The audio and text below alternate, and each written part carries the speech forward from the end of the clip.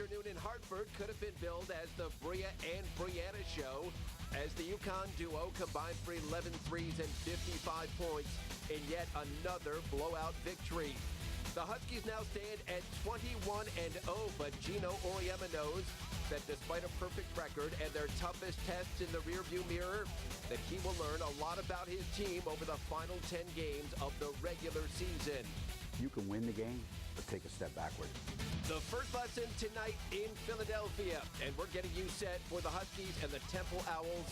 It's the UConn women's basketball pregame show beginning right now. 2.5 weeks ago, #1 team in America, the Connecticut Huskies blew Temple out of the gym in Bridgeport. Tonight, though, the Owls have revenge on their minds. It's UConn and Temple from McGonigal Hall in Philadelphia, coming up top of the hour right here on SNY. As we welcome you inside our New York City studios, Gary App alongside the former national champion at Connecticut, former Olympian, gold medalist Kara Walters. Good to be with you, Kara. And here's this UConn team. They keep on sailing, 21-0, 27 straight going back to last season. And they come off the win over South Florida, in which Bria Hartley had another tremendous game. The best three-game streak of her career. What is she doing so well right now? 20 points or more in the last three games for Bria Hartley. She just has that confidence. She knows her time is limited as a senior. Her leadership, she's just stepped up. She's taken over where she left off in the tournament last season. She wasn't thrilled with the regular season last year. Well, she's made up for lost time, and you can see what she's done. 30 against Rutgers, 20 against Memphis, 26 last time out against South Florida, and shot it very well from downtown. 6 of 7 from beyond the arc in that win over South Florida. And she was not the only one bombing away. Brianna Stewart led the way. She had 29 points. She made 5 threes in that game. And that's what you see, Brianna Stewart, the versatility with her. She's the big girl that gets to step out and knock down those threes. Just the confidence from last year to this year, I mean, is unbelievable. She's more consistent this year. She doesn't hesitate when she gets the ball. People set screens for her. I mean, she's done so many things to raise her confidence level, and that's really the difference. She was inconsistent last season. She's been extremely consistent for the Huskies this year, and she has a ton of confidence. Brianna Stewart, the leading scorer on the Connecticut side. And then there's the diminutive guard in size only, because she really has changed so many games with the way she has played this year. We're talking about the sophomore. It's Mariah Jefferson. 7 assists, just 1 turnover last time out. She has been incredible. What a floor general she's been. Has she been, in your opinion, the biggest surprise on this Connecticut team this season? Yes, and Mariah Jefferson is no surprise. She's a fantastic player. That's why Gino recruited her. However, to make the leaps and bounds she has from last season to this season, one of the double-figure scorers on a team like UConn, she's just done tremendous things with her confidence, her quickness. She's ready to slide over into that 1 spot for Bria Hartley, and it gives them options. When Bria wants to go to the 2, she's fine being the floor general. You know, the fact is, she's not turning the basketball over, and I think that does get contagious. Connecticut as a team had just 5 turnovers in the win over South Florida. It is. It's contagious, and everybody's taking care of the basketball. You look down the line, if you only have 5 turnovers in the game, that's something pretty special. So everybody's doing their job, and that's what's going to be needed from this team, especially because they don't have many bodies down the line. They don't have time for these turnovers, and everyone's got to do their part, and you can see everyone stepping up. UConn coming off the 81-53 win over South Florida over the weekend. So Kara and I just getting going here on our pregame broadcast. When we come back, Kara going to tell us how Stephanie Dolson and Brianna Stewart's relationship off the court translates so well on the court. Plus, with Morgan Tuck now finished for the season, who's going to step up in her absence? Tip-off from Philadelphia coming up, top of the hour. We're coming right back after this. Well, there's Bria Hartley getting ready down in Philadelphia. Ironically, Gino Auriemma, just down the road, is where he grew up, Norristown, Pennsylvania. It's going to be his first time coaching in McGonigal Hall there. One of the legendary buildings in the city of brotherly love, as we get a look at the opening matchup. Connecticut beat Temple back on January 11th, 80-36. The one place Temple had an advantage in that game on the boards. They out-rebounded Connecticut, but that's the first and only time that has happened to the Huskies this season. Right now, let's head down the way to Philadelphia. Welcome Kareth Burke into our broadcast right now. She'll be a part of the broadcast crew tonight, along with Eric and Meg. And let's, Kareth, begin with Morgan Tuck. Over the weekend, we understand she got the news going to be out for the rest of the season, going to need some knee surgery. So give us the latest, what you're hearing about her situation right up to the moment. Well, right now the team is telling me she's going to have surgery soon. Now, they haven't determined the exact date. They need to look at her school schedule and the basketball schedule. And this is the same right knee that she had trouble with earlier in the season. She had that arthroscopic surgery to see if they could reduce some swelling and some of her discomfort. That didn't work, so now, Gary, it's time to take that more drastic measure to clean up the cartilage in her knee. And as you mentioned, it is season-ending. Now, there was a teammate who had a season-ending knee surgery. It was an ACL for Brianna Banks, so not quite the same, but Brianna still understands what Morgan is going through, having to watch her team play, not being a part of the action on the court. However, Brianna Banks said that Morgan will still feel included. That's something very important to keep up your positivity. Brianna Banks remembers how she was a part of practice still, right there alongside with the travel and the team dinners, and that really helped her feel like she was a part of the team even though she was sitting out. Morgan right there with the team as well. I saw her doing the best she could to rebound some balls today. She was standing underneath the basket doing those passes just so she can feel like, yes, she is still a part of this team. Now that's a big hole to fill. Morgan was coming off the bench, getting those rebounds, getting those points. So Kara, from a player's perspective, with an injury like this, how do you see UConn responding? Well, I think a lot of things have to happen, whether they have a teammate that plays 5 minutes or 40 minutes. That's the way this UConn team runs. Everybody is important to winning this national championship. They are going to include her on the sidelines, that's for sure, but people have to pick up the slack, and I think you'll see some things happening with Kalina Mosqueda-Lewis maybe shifting to that 4 a little bit, Kia Stokes needing to step it up a bit. So it's going to be a collective effort if they want to go all the way, but they're able to do that by design. Gino makes it, so if we lose one, we miss you, but we're going to keep going. Well, they've got the ability, and they've shown that resiliency all season long. We saw it over the weekend when they played with just 6 scholarship players and had no trouble with South Florida. I do want to go back to Kia Stokes. You mentioned her right there, the 6'4" junior, and she's been in and out of Gino's good graces over the course of her career, but she's playing about 19 minutes a game. She's got 53 blocked shots this season. Is there another level that you think she can take it to? I think in practice, and that would be Gino's one complaint about her. Be consistent every day. You earn your minutes on the basketball court the way you practice. And so that's important. She's still trying to learn that. And she knows now she's going to be a big part of the future of this team. When Steph Dolson leaves this year, she's going to have to step up next year. Now with the injuries, it's all on her now. He's giving her the minutes. She's got to make the most of them. And she's wanted this a little bit because she struggled getting some minutes. Well, hey, we're throwing you in, Kia. It's yours to lose. Let's see what you can do. Yeah. All right. By the way, Sanaya Chung, we saw her on that graphic. She did not play on Sunday because of illness. She is expected to play tonight. So Stephanie Dolson, she's been a leader for Connecticut both on and off the floor. When we come back, Gino going to talk about her journey from star recruit to senior star. I don't think anybody's made more progress, nor do I think I've enjoyed coaching anybody more in 29 years than I've enjoyed coaching Stephanie Dolson. Walters, big question out there that needs to be asked, and so that's what I do. I'll ask it. Who's the one team in your mind that you think can give Connecticut that real game? I mean, Baylor made it a game in their building, but if I was to say what team could potentially meet UConn in the finals, that team is Notre Dame. Okay. Notre Dame is the game. I mean, think of it. All we think about is Connecticut, but actually Notre Dame leads the nation in field goal percentage, 3-point field goal percentage, assists per game. So believe me, there's a team that has better stats than Connecticut right now, and that is Notre Dame. But they also have Achunwa, McBride. They have Jewel Lloyd just playing out of her mind. So they have the personnel. Although they don't have Skylar Diggins, they're a very strong team. They came back from 22 against Maryland, and it's just, I mean, what they've done, that is the team that they have to beat. All of that having been said, Stanford and Duke were both ranked second when they took them both on, and they blew them out of the building. 76-57, as I said, against Stanford, and 83-61 against Duke on December the 17th. So nobody has really given them. There's 2 battles with Louisville still to come, so those could be interesting games. But to this point, nobody has really given them what you would call a real scare. No, they haven't. And they talk about, well, then everyone wants that setup. Everyone wants Notre Dame and UConn in the Final Four. And like Gino said, he's still waiting for that Baylor-UConn game. I mean, you can't predict what's going to happen. So that's the interesting thing. That's why you play all the games. So you can just put UConn in the Final Four bracket, but hey, slow down. You know, there's still teams on any given night that can beat you. The old proverbial on any given night. But it is true. That's why we play the game. So more to do here as we're getting you set for UConn Temple coming up in about 14 minutes here on SNY. You know, more often than not, you're not facing a top 25 team every night, but that doesn't mean UConn can take their opponents lightly. One of the many topics that Gino Auriemma discusses on his show, which is aptly named the Gino Auriemma Show.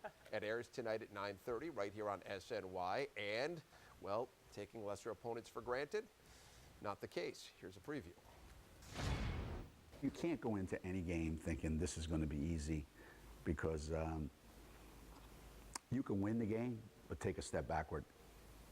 And I think what we've done is go out and play the game as if, well, we're going to win anyway, so what's the point of killing ourselves?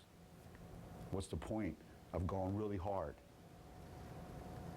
And you might not know it, but that's exactly what it looks like. So you've been in those meetings. You've been sitting. You've been one of those faces in the crowd many times in that locker room. Does it get through? Did Gino's words resonate with the players? They do. Same script, different cast. I've heard it before. We've been in that same position where you're just beating teams. And it's true. You have to challenge yourself to focus every game because it's human nature to sometimes play down. But if they want to win a national championship, especially not being a deep team, then they have to take that seriously. And they do. You've seen that over the years. Connecticut Huskies 21-0 on the season. Again, 27 straight dating back to last year, getting set to try and make it 22-0 this year. So we're going to head down to the McGonigal Center just a little bit as we see Brianna Stewart getting ready, coming off another strong game. 29 points last time out in the win over South Florida. We're back in a moment. Dolson feeds it to Stewart. This time the jumper goes. Stewart feeds it in Dolson. Dolson inside for two. Nice feed inside. Dolson for two. That was a perfect pass from Brianna Stewart to exactly where Stephanie Dolson needed it. Dolson. Stewart, that's a wide open look for her. She will make that every single time this afternoon. Welcome you back inside our New York studios. Gary Apple, Kara Walters, and I don't think I'm overstating the fact that this is the best 1-2 big person combination in the country. Dolson and Stewart, they have been just a picture of consistency throughout the course of the season, and they work so well together. Karen, I guess my big question is, how do they? What makes them so amenable to play together and to share the basketball the way they do? They're both very unselfish players, and that's the type of player that Gino recruits. They're unselfish. Look at the way they're considered bigs and they pass the basketball. Stephanie Dolson has almost 4 assists a game. Stewie has 3. I mean, you're scoring points too. You're not just passing the ball, but it's getting the ball in the right hands. Nothing is forced at Connecticut. They have so many weapons that they're going to get the highest percentage shot. And Brianna Stewart and Stephanie Dolson, the high-low, it's just unstoppable, and they're so unselfish. And the thing is, who are you going to guard? Pick your poison. I mean, it kind of reminds me of myself and Rebecca Lobo. When we were playing, it was kind of that Twin Towers, oh no, who are we going to guard? They're both very capable of scoring, and that's what you have there. I find it interesting that both of them can step away from the basket and knock down that 15 to 20-foot jump shot, and that just makes it even more difficult for opposing players. And, you know, you mentioned you and Rebecca and the way you played together. What about that relationship off the court? They seem to have I know you guys had a very good one, and to this day you do, but what about their relationship, Stewart and Dolson, off the floor? Well, that's where Stephanie's personality comes into play. We've all seen that she has a fantastic personality, and that helps, where you're making somebody feel comfortable, your teammates. I mean, they're sisters there, and that's part of the recipe for their success. I mean, that's by design. Gino makes it where he recruits the best people, not necessarily the best players. People that fit together. They're unselfish. They have great personalities. They're willing to do. And honestly, Gary, I think you've seen Stephanie sacrifice a little bit of her game this year because she is so unselfish. She could be scoring 30 on any team in the country, but she chooses to help her team wherever it's needed, setting screens, making the extra pass. She goes above and beyond, and that her personality, they love each other like sisters. Yeah, that is terrific to see. And a lot of that, listen, she gets credit for that, and so does the head coach, Gino Auriemma. He really drives that and drills that into his players. Let's hear from Gino on his star senior, her journey from Port Jervis to Storrs.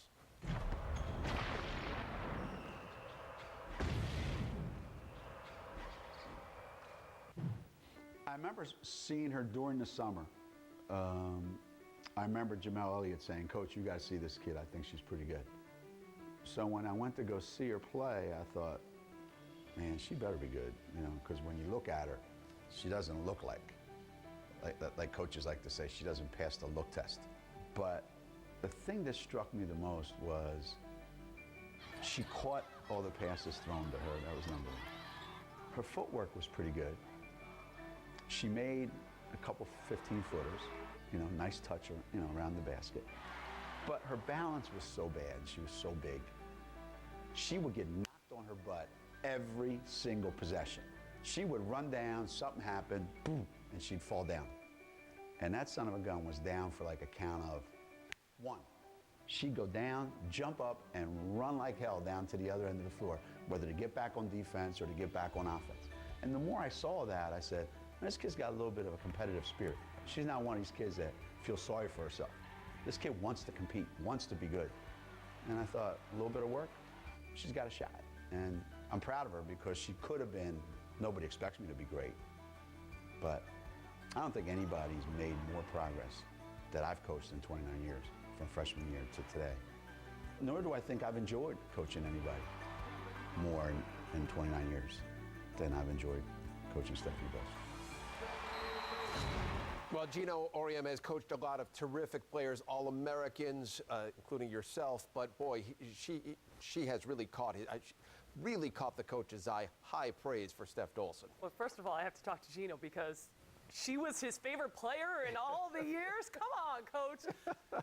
Anyway, rightfully so, Steph Dolson. I mean, what she's done for the program, like he said, the transformation. She was moldable when he got her, and she just molded. She went with him. She bought into the system and the culture at UConn and listened to everything. Chris Daly's done a phenomenal job with the post players. We don't talk about her enough and what she's done, but Stephanie's dedication is really what's made her good. She's from the inside, like Gino said, she has that competitive spirit. She popped back up, and you can see where it's gotten her now. So what's the deal? You thought you were the favorite? Yeah, you I thought I was the favorite. Wow. So your dauber is down now? We're going to get you down to Philadelphia for tonight's tip when we come back. Plus, Kara, her keys to the matchup tonight, something she would like to see UConn do a much better job of tonight than they did on Sunday against South Florida. We're back in just a moment. Starting lineup brought to you by Town Fair Tire. No change. Kalina Mosqueda-Lewis, Stephanie Dolson, Brianna Stewart along the front line. Bria Hartley, Mariah Jefferson in the backcourt for Gino Auriemma. What about keys to the game as our friend Kara Walters sees them? And there we are. A graphic that we love so much. I say it every show. What do you have? I think the keys to the game, building on the boards. Give Temple a lot of credit. They out-rebounded UConn, the only team to do it this season, 42-39. 22 of those were offensive. So if Temple wants a chance of winning this game, they have to continue to hit the boards. For UConn, not so fast break. Against South Florida, UConn actually didn't guard very well in transition.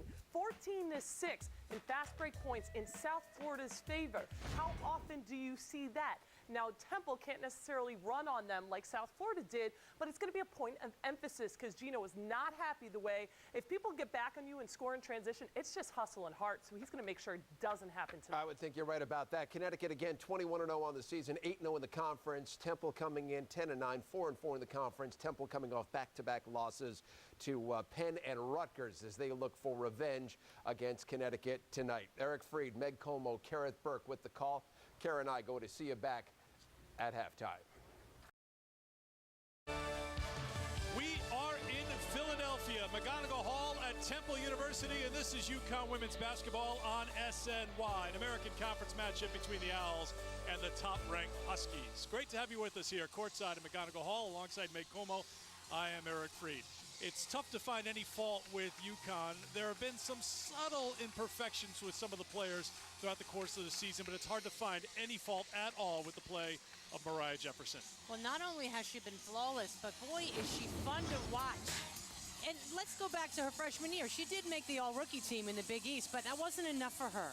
She went home and worked on her game in the summer, improved in every aspect. But I think maybe the most important part of her game is her confidence, playing fearless basketball, taking care and not turning the ball over. She leads the conference at 5 assists a game. She also leads in assists to turnover. And how about these other UConn stars when they were sophomores? Look what they averaged with their assist to turnover ratio. Impressive numbers by Mariah Jefferson. And she also leads this team in steals, so she does it on the offensive end and the defensive end. Second time this year that UConn has taken on Temple. We take you back to Bridgeport on January 11th, Webster Bank Arena for the first meeting.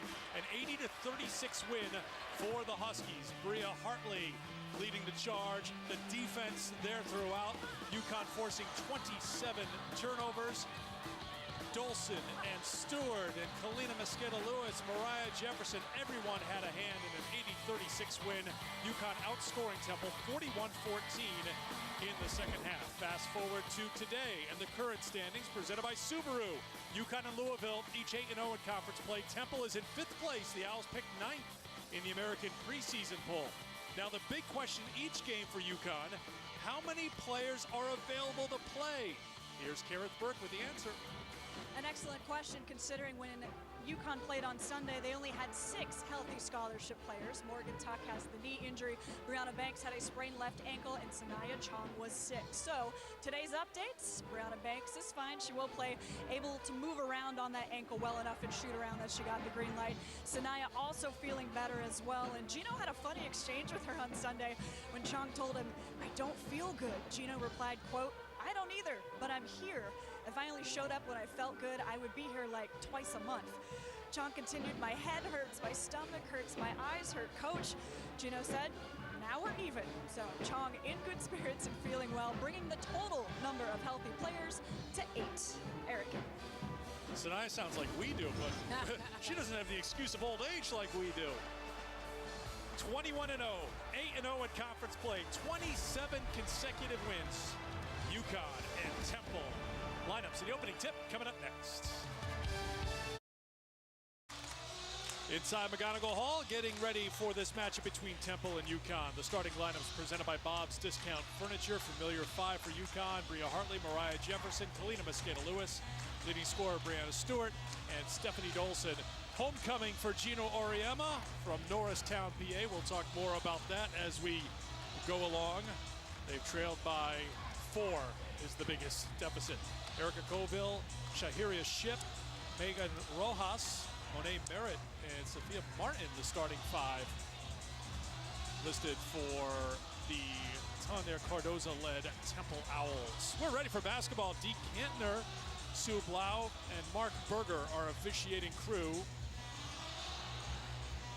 here this evening.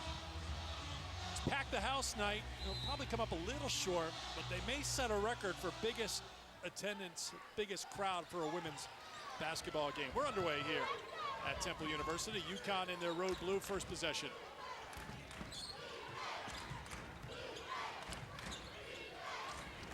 Open look, back iron off the 3, and it's pulled down by Taona Williams. Really good box out. You saw all those white jerseys had a body on a blue shirt. Early mistake for Temple. Just make it clear on the starting 5 here. It's Colville, Fiona Fitzgerald, Taona Williams, Natasha Thames, and Taylor Robinson, the 5 for the Temple Owls here tonight. Here is Dolson. Gets it back and scores. First 2 for Stephanie Dolson. That was a great play. I like how Dolson kicked it out, reestablished her position, and then Hartley gave it right back to her. Looked like it could have been a walk at half court. They play on. Here's Colville. Sophomore out of Detroit. Out to Taylor Robinson. Made her first collegiate start in that game at Bridgeport. Played well. 8 points and 8 rebounds. She's played really well of late. 2 trips, 2 turnovers for Temple. Take you back on the other end, the hoop for the Huskies. Well, Temple can't turn it over, but how about giving it out, reestablishing position, and there's just no way that Temple can stop Dolson inside. They go to her again. She doesn't score, but she'll have a chance at the free throw line to shoot 2. It definitely looks like a point of emphasis to get the ball down low to the senior center against the freshman. Inside, Taylor Robinson got her first start against the Huskies in that game at Bridgeport. And there's just no way that Robinson can stop Dolson down low. Maybe a point of emphasis is getting Stephanie Dolson going, because she's coming up a 3-point, 1 for 7 shooting day against USF. And lane violation perhaps here, and another chance for Stephanie off the miss. Well, it looks like it was number 23, Williams, who stepped in. She kind of made us, she smiled at Dee Cantner like, I know, it was me. Stephanie makes the most of it. She has all 4 Connecticut points. Pressure in the backcourt coming from the Huskies. Talked about the trouble with turnovers, 27 in the first meeting. Temple on the season averaging more than 17 a game. Inside look to Taylor Robinson for the first 2 for Temple. Yeah, Robinson in the right place at the right time. Huskies got another block there, but she was there to finish. The return to Stewart, but a turnover on the pass from Dolson. Back the other way comes Williams. Fitzgerald is the leading scorer for this Temple team, 9th in the conference. And they go inside once again to the freshman from St. Louis. Great take by Robinson against Dolson. Hartley. That won't go. Stewart's follow is good. Once again, Stewart doing things away from the ball, crashing the offensive boards, and a nice putback. Coming off the 29-point game against USF, a game won by the Huskies at the XL Center Sunday, 81-53. Stewart steps in to take it away. 3-on-1 the other way for the Huskies with Hartley for 2. Well, tremendous anticipation by Brianna Stewart, and then she led the break, and the nice dish to the senior in Hartley. 3 early turnovers for the Temple Owls. Dolson has it. The outlet to Mosqueda Lewis. The return to Stewart. The pull-up is good. I mean, how many 6'4" players can run the break? One possession, she dribbles and leads the break, and then there, the stop and pop. I can think of one. Yeah, just exceptionally talented. Yeah, only one. Robinson won't spin in for it. Another rebound for Stephanie Dolson. Hartley, again, it's Stewart on the run, the finish, and the foul. And that to me shows how hard. Now, first of all, tremendous pass from Hartley, but Stewart runs the floor so well to get up behind the white jerseys, and it just, again, an exceptional pass from Bria Hartley. And a timeout called by Temple as UConn has gone on a quick 8-0 run and a chance to finish the 3-point play. Remember, Temple came back, tied it at 4, and in an instant, it's 8 quick points. And those are the turnovers that Temple can't have. I mean, that was telegraphed.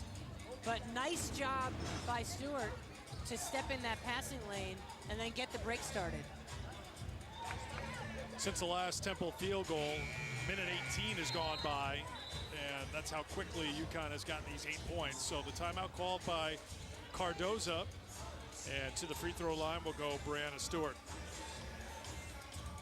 29, 7, and 4 assists in the victory against USF, matching her career high. She's gone for 29 3 times now in her Connecticut career, twice this year against Cal and USF, and of course, maybe most memorably against Notre Dame in the Final Four last year. And I don't even think we've seen the best of Brianna Stewart yet here midway through her sophomore season. Well, she's second in the conference in scoring. She's 8th in the conference in rebounding. Second in the conference in block shots. What are we going to see? What is there left to accomplish? What is there left to do? I just am enjoying going along for the ride. Oh, okay. so we'll all be surprised together to see what she does next. Fitzgerald got caught in the air. Robinson, a shot clock violation as UConn gets another turnover.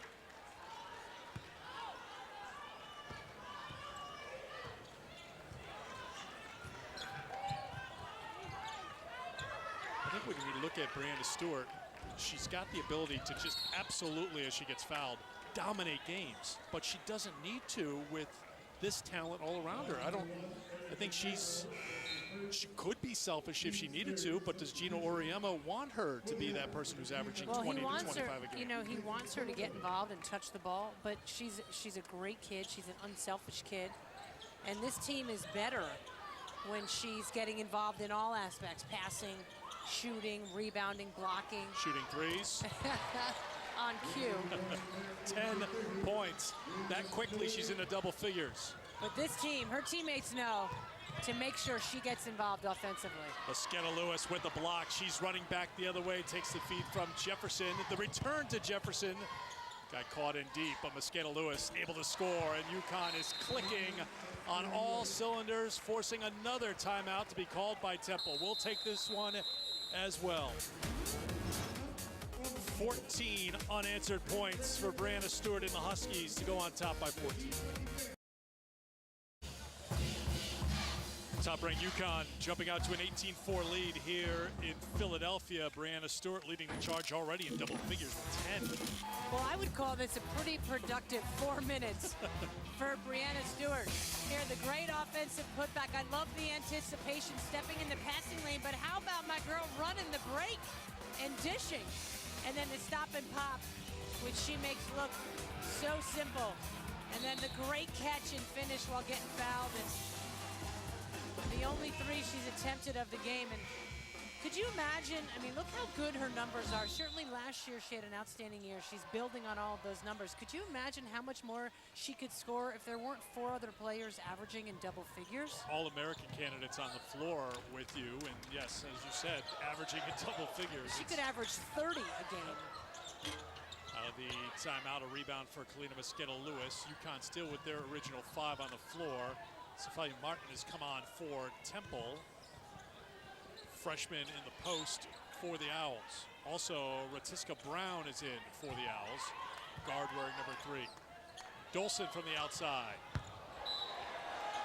Well, that will at least get a smile and a little bit of a laugh from the cherry and white here around us. Yeah, that was a smirk on Dolson. She wishes she could get that one back.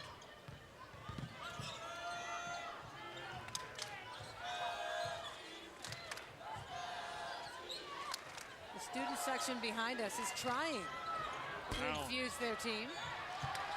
We told them to be on their best behavior, that this is a family show. They seem to be willing to go around. There's Fitzgerald, her first points. UConn really took her out of the game in Bridgeport, held her to 2 of 11 shooting, and just 5 points in that win on January 11th. Yeah, and this is a kid who scores 14 points a game. Stewart, ball free on the floor. Turnover number 2 for UConn. 2-on-1 the other way with Fitzgerald dishing it off for 2. That's Brown's first points, averaging nearly 7 a game. And then a read here and a steal. Williams took it away. Jefferson's back, but Williams scores. I tell you, that's a rare bad pass that we've seen from Mariah Jefferson.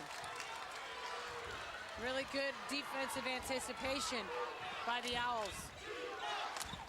7 unanswered points for Temple. Dolson can't get it. Temple at least has the crowd into it here for the moment. Brown accelerates to the basket, goes down, but she'll go to the free throw line.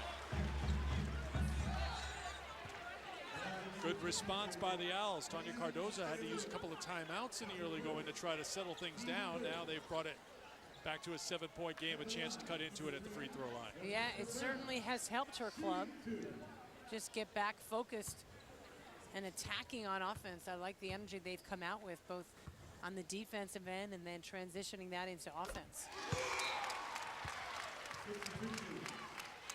Foul was on Mosqueda Lewis, her first. Brown makes the first. Here comes Brianna Banks into the game for the first time. Did not play, of course, as Kareth mentioned at the top of our show, because of the left ankle injury, so she's out there. This could be a really good game for Banks to get back into her rhythm, because Temple is guard-oriented and likes to move the ball quickly. Brianna to Stewart. Here's Hartley. Hartley defended by Merritt. The feed to Dolson. Finds an open Banks. Doesn't want to shoot yet, just got into the game, and she was fouled. I like the patience offensively for UConn on that possession. Inside out, dribble penetrate. They were trying to do what their coach wants, and that's let the defense make the mistakes. 4th team foul on Temple, first personal on Fitzgerald. Stewart in trouble on the baseline, knocked away by Temple.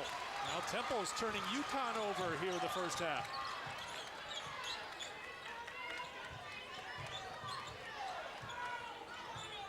Actually, Banks has got a little bit of pent-up energy here as she's D'ing up Fitzgerald. She looked fine this morning at shoot-around, like nothing was wrong, and now a little too aggressive, gets called for the foul. Well, she stood up, and that was the problem there. The nice take, but how about the hands inside by Ship? And then the good hustle diving on the loose ball. First personal on Banks. Second team foul on Connecticut.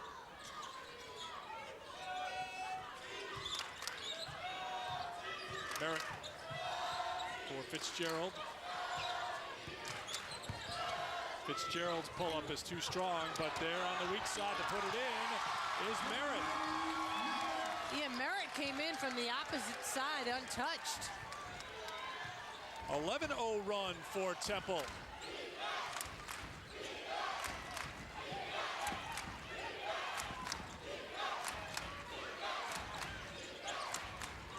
Bria Hartley. Hartley's drive is well short. Merritt picks it up. All the momentum right now with the Owls playing in front of a big crowd here at McGonigal. Ship can't get it to go. That was a nice take by Ship. This place would have erupted had that gone in.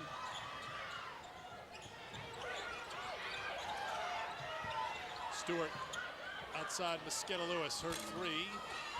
Banks gets called for a second foul. You gotta love Temple's defensive energy, disrupting the flow for UConn on their offensive end. Banks will head to the bench with the two fouls. Brianna Stewart checks out. Here is Kia Stokes, along with Sanaya Chong, into the game for the first time for the Huskies.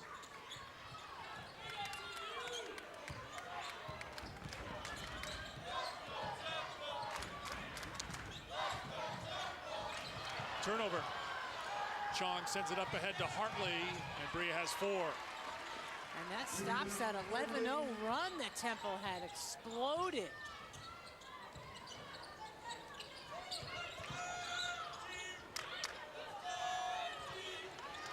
Williams. Air ball picked up by Mosqueda Lewis.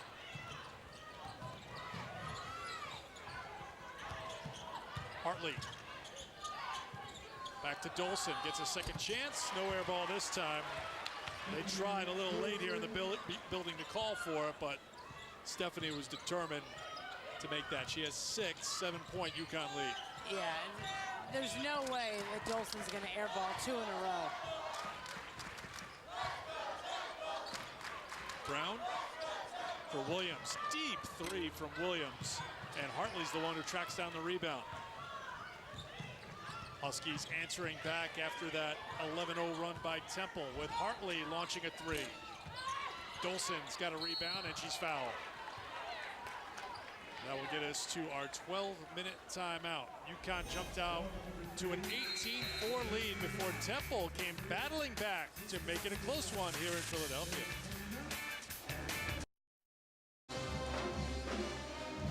We're back in Philadelphia. We're at North Broad Street, down at Broad and Market. City Hall here in Philly. Fifth meeting all time between UConn and Temple. The all-time series even at 2. And quick trivia question. What's the name of the Temple mascot? 3, 2, 1. I don't know. Hooter. Oh, nice. Great wings. That's Oh.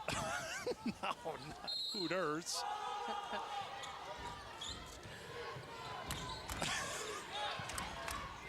Just let the crowd carry us through here for a few seconds, maybe. Couldn't resist. Mariah Jefferson into the game, replacing Bria Hartley. Knocked away, taken away from Sanaya Chong. Turnover number 5 for UConn. Merritt trying to feed it into the freshman. Wow. Robinson has it rejected. Back outside to Brown. Brown's shot is good. Well, nice job by Temple tracking down the swatted shot from Kia Stokes. Skittle Lewis can't get it to go, and a foul is called on UConn. I don't know if it's Stokes or I think it was Stokes. Dolson. Oh, they gave it to Dolson. First personal on Dolson. She'll check out. Stewart will come in.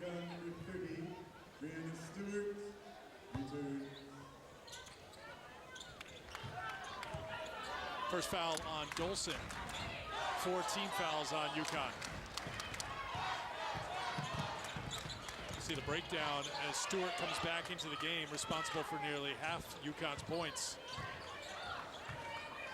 Scored just about all of them in that 14-0 burst by the Huskies that put them up 18-4.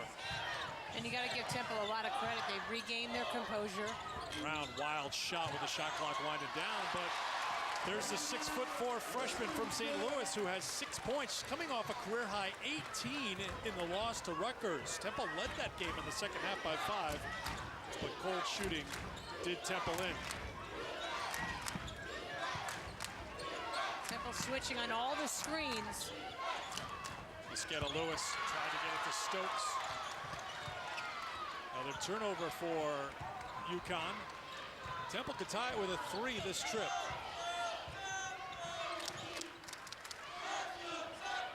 Brown did not score in the first meeting between these two teams. 3-second violation called on the Owls. Here's the last hoop scored by Robinson. Well, Stokes had inside position, but did not create the contact and step back and box out. Heads up play from Robinson. Later, Esqueda Lewis comes out. She was just getting an earful from her head coach. Kia Stokes out of the game as well. Chong on the floor with Hartley, Jefferson, Dolson, and Stewart. Here's Hartley. Dolson tried to keep it alive, but Robinson there to move it the other way for Temple. Good on the up quick and the finish by Thames. Her first points. 1-point game here in Philadelphia. Great job running the floor by Thames and a picture-perfect pass. 17-4 the run by the Owls. Crowd gets a little louder here at cozy McGonigal Hall. Stewart's 3. And they are limiting UConn to 1 shot. Williams around for Brown. Inside Robinson. It's a lead for the Owls inside of 8 to play in the first half. That was phenomenal offense, really good patience. They knew what they wanted to do. Nice job by the freshman getting position inside. Feed on the inside, and that will put Connecticut back on top. Stewart now at 12. Leave it to Brianna Stewart to get UConn back in the lead. She's been pretty much all of their offense here this game. Three-pointer won't go, and the Huskies have the ball and a 1-point lead. Hartley to Jefferson. Jefferson's 3 is no good. Batted by Stewart to Dolson, who was fouled. Huskies have a 1-point lead, but a moment ago they were down by 1 because Temple, after falling behind by 14, has battled back. It's a 1-point game here in Philadelphia. So no 5 to go in the first half. A surprise here in Philadelphia. It's a 1-point game between the Huskies and the Owls. Let's check back in with Kareth Burke. Well, Eric, I want to let you know what's going on in these timeouts at the bench. You would expect Gino to be angry, but I wouldn't say that necessarily more passionate. He's definitely taking that clipboard, trying to get his team to set up for some better shots. He says, you guys need to play better together. Also in that timeout, I saw Bria and Mariah Jefferson talking one-on-one. They're trying to fix a little bit of their communication and their guard play. And I also saw Gino talk to one player in particular about defense. As a team, they're going to try to step that up as well. Also need to work on the turnovers. That word was something that came up. And as a final thought, Shea Ralph said, come on, guards, we got to make good decisions. Back to you. I think there's plenty to talk about. This is good to have a little bit of pushback, a little bit of resistance. Absolutely. You know, the one thing I think that the fans certainly of this team have become a bit spoiled with over time as the Huskies nearly caused a 10-second violation is that, you know, teams aren't just going to roll over and die because they're playing Connecticut. They're going to compete and play hard. And Tanya Cardoza is an outstanding coach. In just her 6th year, she spent 14 seasons with Gino at UConn. And she's carved out a great little niche for herself as a head coach here. Mosqueda Lewis back into the game. She'll try from 2. That's one area where the Huskies have really struggled tonight, is outside the three-point line, 1 for 8. So Kalina brings it inside. She has 4, and it leads up to 4. Jefferson with a dive, and she took a shot to the head, it looked like, from a shoe. You can see Tiona Williams jumped right up there. Mariah, well, first of all, she's from Texas, so you can just get up and dust yourself off. Exactly.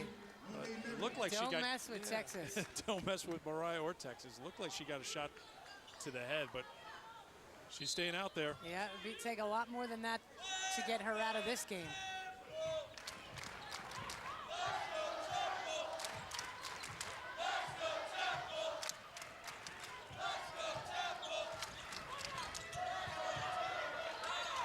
Colville. Corner 3 is good. Another great offensive set by Temple, getting the shot they wanted. She knocked it down and turned to the crowd, trying to get them going a little bit. 1 point, UConn lead. Back to Dolson. This worked well in the opening minutes of the game, and with the left hand, Stephanie Dolson into double figures with 10. Yeah, if UConn is smart, which we know they are, they should look for Dolson every time down floor. If you remember, that's what they did in that game against Temple at Bridgeport.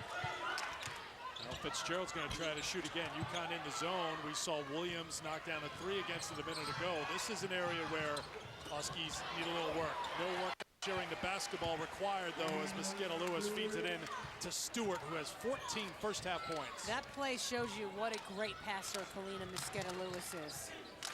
Pinpoint precision to exactly where it had to go.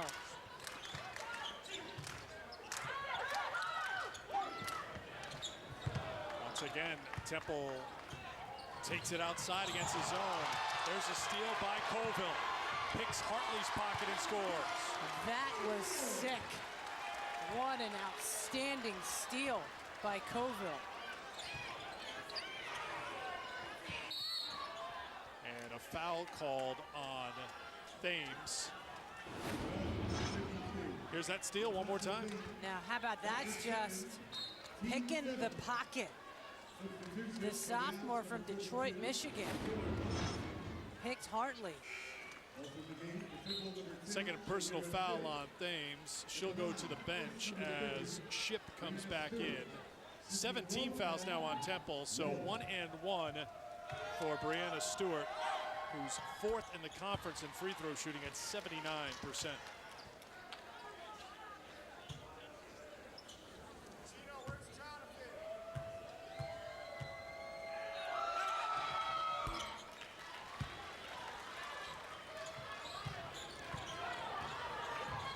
Huskies with a 5-point lead, 4.5 to play, first half.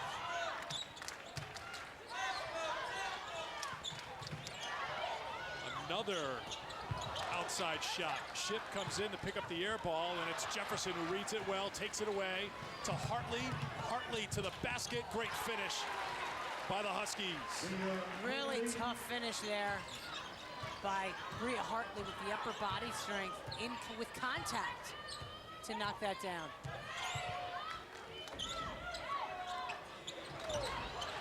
Williams thinking about it from deep. UConn closing out in the corner. That's where Williams hit from the opposite a moment ago. Colville is foul. It's going to be the 5th team foul on UConn. Huskies were down by a point here in the first half. Right now, they are up by 7 in Philly. 7-point lead for UConn here in the first half. It is time for the teamwork replay breakdown presented by Chevy. Right, Jefferson and Bria Hartley. I love the athleticism by Jefferson.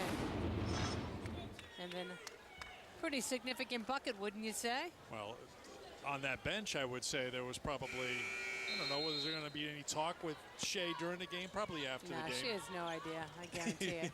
No idea? No idea. She's fallen down the list a little bit. Now Shea is 27th on the all-time scoring list. Turnover out of the timeout. There's Shea. Marissa Mosley. Well, there's been some adjustments here. They've tried to slow things down as Temple went on top by 1, and now the Huskies with the ball and on top by 7. They're fronting Stewart in that low post. Just trying to change the way they're guarding UConn in the interior. Now, we know Bria Hartley doesn't lack for confidence. She is off tonight. She's now 0 for 4 from outside the three-point line and 3 for 9 overall from the field. Another turnover by Temple.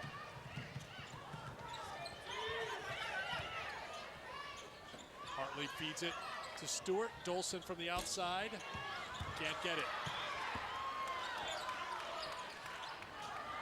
Temple holding their own on the boards against the Huskies. They were a plus against UConn in the first meeting. Yeah, the Plus only 3. team, right? The only team that's out-rebounded UConn so far this season, and they're doing a formidable job here tonight. But the trouble with turnovers continue. Look at Stewart, accelerated to get 4 steps behind the field in a blink. 18 first half points for Stewart. We've talked about it a little bit this season, but we've seen great examples here tonight of how hard Breanna Stewart runs the floor. There's Dolson batting it away into the hands of Hartley, and now Stewart, Jefferson, Hartley on the run again, and a clinic by the Huskies. 20 in the first half for Stewart. 10th time this year she's hit the 20-point mark, and the Huskies are on top by 11. One of their many runs that we've seen, and it starts on the defensive end. Another turnover. Hartley tries to finish, got it, and the foul. You're exactly right, Meg. There's been a different look from the Huskies here on the defensive end. Temple can't handle it, and the Huskies have been converting those turnovers into points. And Hartley, who's been struggling from long range here, just kept her composure and finishes. The kid's expression never changes. Three-point play for Hartley. Coming up, Gary Apple, Kara Walters standing by with the first half highlights and the analysis. Plus, you'll hear from Gino on the maturation of Breanna Stewart's. Perfect timing for that on the UConn Women's Basketball Halftime Show presented by Mazda. It's coming up, and it's only on SNY. Last 6 trips, turnovers for Temple. And the Huskies, the points off turnovers, 20 points off these Temple turnovers. Kia Stokes into the game, couldn't secure the rebound, and a foul called on UConn. And those are the plays that drive coaches crazy. You have the rebound. You've boxed out. Nice job securing the rebound. The ball gets taken away. Then you compound that error by committing the foul.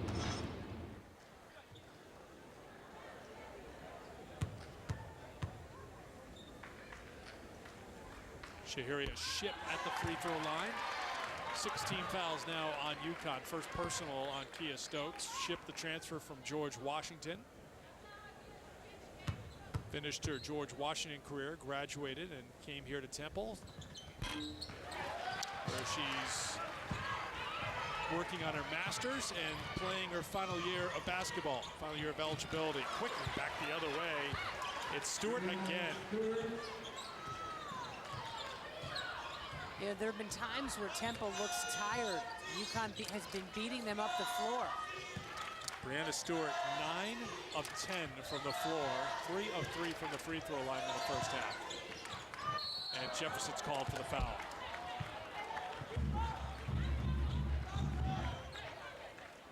Foul 17 fouls now on UConn. First personal on Jefferson. 2 free throws coming up for Ratiska Brown. Shooting 2. So Tanya Cardoza's team fell behind 18-4. Went in front 23-22 at one point. But the Huskies stronger on the defensive end, able to finish on the opposite end. Robinson checks out for Temple.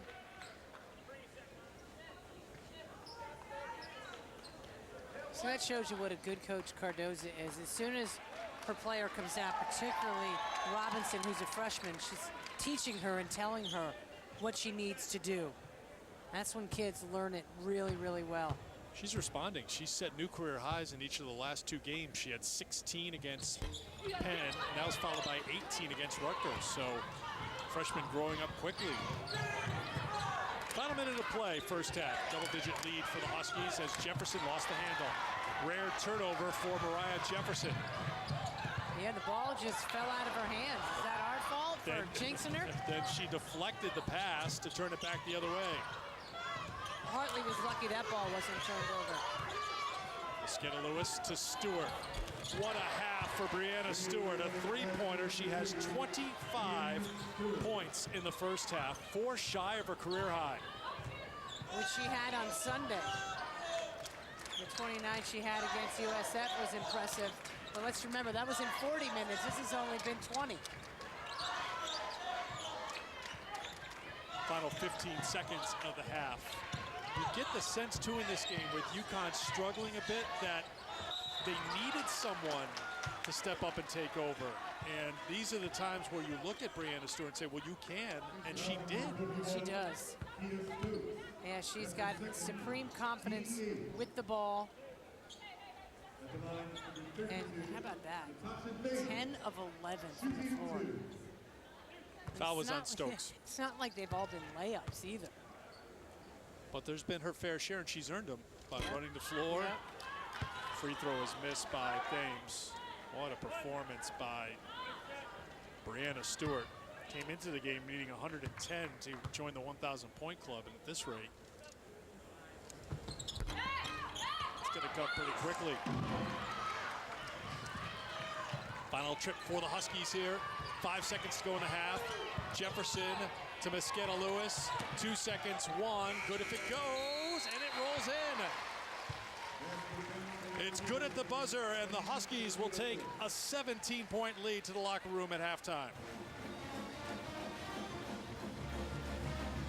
A veteran team knowing just how much time is left. A nice job on Skidda Lewis to go to the basket. They don't want to foul her. She got it off in time, and kind of demoralizing for Temple, who played so well and had the lead, yet here they are trailing big. Down by 17. Here's Gino with Kareth. Gino, 25 first half points for Brianna Stewart, coming off that game where she scored 29. What kind of basketball are we seeing right now from your sophomore? Well, she's the only one willing to shoot the ball from the perimeter. You know, it's funny how basketball is. The other day, everybody wanted to shoot because all the shots were going in. Now that we missed a couple, guys are getting a little gun shy. But Stewie's never gun shy. So offense is never our problem. You know, we score enough points. It's sometimes we get a little confused on the defensive end. Temple played a very spirited first half, Coach. Your team had some lapses. What will you ask them to adjust in the second? Well, I think they have to understand that teams like Temple, you know, there's a reason why they've been in every single game that they've played. They do play hard, and they are at home, and they do have great quickness, and they do rebound the ball. And we can't just rely on our ability to get things done. We got to outwork them, you know. And I think there was a lot of stretches in the first half where they outworked us. Gino, thank you. Always something to improve. UConn is first in the country in scoring defense, first in the country in field goal percentage defense. Yet sometimes they struggle on defense, in the opinion of the head coach, and he's right. It's interesting how you can always look at things and find ways to improve. But the Huskies take a 17-point lead into the locker room here at halftime.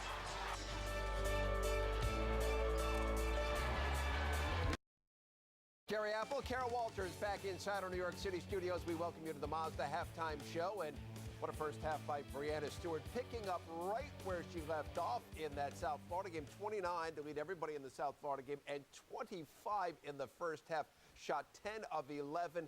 Got it done, Kara, on both sides of the court as well. Her defense led to her offense. She had those quick steals, the anticipation with Brianna Stewart. She's very aware of her court sense. She's all over the place. She's getting those rebounds, putbacks there. She just anticipates so well and gets to the bucket. But she started off fast and furious and really got the UConn Huskies going. And we talk about the fact that she's maturing right before our eyes. And we talked about her ability to step behind the arc and knock down the three and then carving space out in the middle right there. Yeah, I mean, we know she can step behind the arc, and I think the thing she's added to her game is that post-game points in the paint. So she has that versatility to do everything on the floor and makes her dangerous. Well, Connecticut ran out to the early lead, but then Temple showed some moxie in that first half, went on a 17-4 run to keep it close. Temple, they came to play. They were not scared of the uniform, and they just did everything. Tanya Cardoza is a great coach. She played for Gino, coached under Gino for 14 years. She told her club to go out there, you have nothing to lose, and you could see it. They showed a lot by coming back strong. They do trail, though, by 17 at the break. Let's get a look at first half stats. They are brought to you by our friends at Mazda, and Connecticut ended up shooting the ball very well in the opening half to the tune of over 60%, but they did turn the basketball over 9 times. That's not going to make Gino happy, and that bench on the Temple side outscored the UConn bench 11-0. That has to change moving forward for UConn. Well, that's going to be their problem. I mean, that lack of depth and getting numbers from people off the bench. They don't have that real spark. Morgan was coming in and giving them those points off the bench. Brianna Banks coming off that injury with the ankle, so they need to change that. But one of the things they need to change, Gary, and Ken, you think I'm biased, but they need to get the ball inside to Stephanie Dolson a little more in the second half. They went to that early, and it worked, and they got away from it. So that's something else they need to do is get some interior. That is spoken like a big. They want the ball. You carve out the space, give me the basketball. At the half, 49-32, all Connecticut over Temple. When we come back here, going to hear from that lady right there, Brianna Stewart. She is the focus of a Gino Auriemma show feature coming up following the People's United Bank postgame show. We're back in a moment. 5 in America, brought to you by Mazda, and for the 4th consecutive week, that does not change. UConn's won, Notre Dame, Duke, Stanford, and then Louisville, aside from Connecticut, who I know that you like very much. Which of those teams will challenge UConn when it's all said and done? Notre Dame. That's the challenge, and hopefully next year, the regular season, they're trying to work on playing each other, but that's the team to beat. I think that's a shame they're not playing this year. After all those classic matchups they had last year, the breakup of the Big East certainly changed all that, but it'd be nice to see if they can get that back together. So 49-32, Connecticut has the lead at the half over Temple. When we come back here, go to take a look ahead to the second half. Back from New York City in just a moment. First half stats presented by Sam Adams. UConn shooting a blistering 61% from the field in the first half. 17 assists on 20 field goals. Huskies did have 9 turnovers in the first half, but forced 14, scoring 23 points off of those turnovers. Eric and Meg back with you courtside here at McGonigal Hall. Of those 20 first half field goals for UConn, 10 were scored by Brianna Stewart. Such an impressive first half, 25 points. Yeah, she was everywhere this first 20 minutes, and you know, her upper body strength has improved so much, scoring in the lane, scoring on the baseline. I love how she ran the floor in that first half, but then also drained 2 threes and has been on fire of late. The last 3 halves just scorching on the offensive end, perfect from the line. They're going to need a little bit more of that here this second 20. But what I also love about Stewart, Eric, is that she also makes her teammates better. Well, she made UConn better. They fell behind 23-22, 7:54 to go in the first half after a 19-4 run by Temple. She's ready to go, as are we, although there was a little bit of a clock issue, and now they've got it fixed. We're ready for basketball. 17-point lead. Well, you talked about that Temple run. I mean, how must Temple feel? They gave it their best shot. They came back and took the lead. They blinked their eyes, and now they're down 17 at the half. Let's see how they come out this first 5 minutes. They were UConn. Here's the freshman driving. Dolson stands her ground. You heard Gino talk to Kareth going off the court at the end of the first half. Wasn't thrilled with how the team did defensively. Offense isn't a problem, 60% shooting. But maybe a little commitment to defense speech was part of the talk at halftime. Really good footwork, good hands. Not committing the foul. And then on the other end, Hartley just threw it away, moved a little too quickly, which we've seen Nice back cut. Fitzgerald got away from Jefferson. 3 points in the first half for Fionda Fitzgerald, averaging 13.5 a game, leading the team. Well, great recognition by Fitzgerald. She was being overplayed. Go back door. Hartley couldn't get it. Dolson gets the rebound and a second chance. Hartley wide open. She won't turn that down, and she makes it. Well, like with all great shooters, Bria Hartley will continue to shoot, and in her mind, every single one is going in. Doesn't matter that she went a little bit of a drought there in that first half. She missed her first 5 three-point attempts, Meg, before knocking that one down. We mentioned that Temple held their own on the glass. They were even with the Huskies. 16 rebounds apiece in the first half, and there's Thames for 2. She has 5. Well, 2 stats that stuck out to me. Second chance points, Temple led UConn 11-3, and their bench outscored UConn 11-0. Stewart, tough shot, but she makes all the shots. 27 for Brianna on 11 of 12 shooting.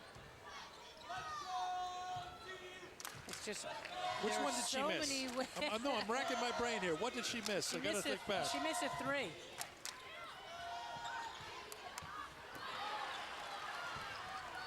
Huskies get a stop. Can they convert on this end?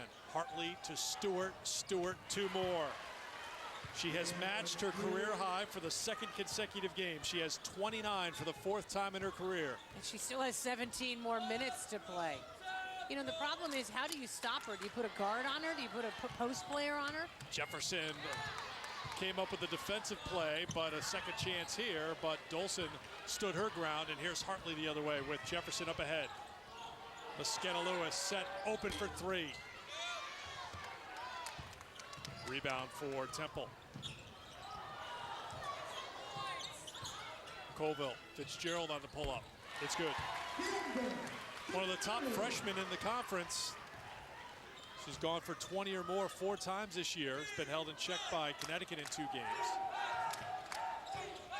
Hartley had an opening to the basket. Dolson won't get an assist. She should, for helping to clear out a little space. 14 now for Bria. I love the decision by Hartley. It was kind of the pass was a little high. She could have shot it, but better decision to take it to the basket.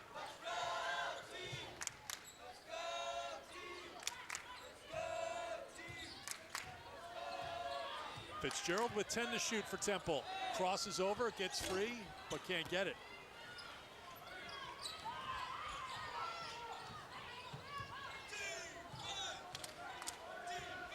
Mariah Jefferson settles things down with the Huskies on top by 20. Make it 22 on the drive, her first points of the night. Timeout coming for Temple here, as Tanya Cardoza doesn't want to wait for that media timeout. She stops play with 16:11 to go in the second half, and the Huskies on top by 22 here in Philadelphia.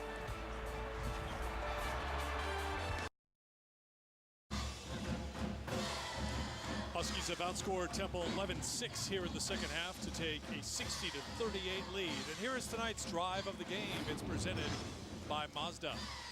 Well, you got to check out Stephanie Dolson. Look how the leadership that she shows on the floor. And a lot of these things don't come up on the stat sheet. Telling Mariah where to go, setting the screen so Mariah can turn the corner and go right to the hoop.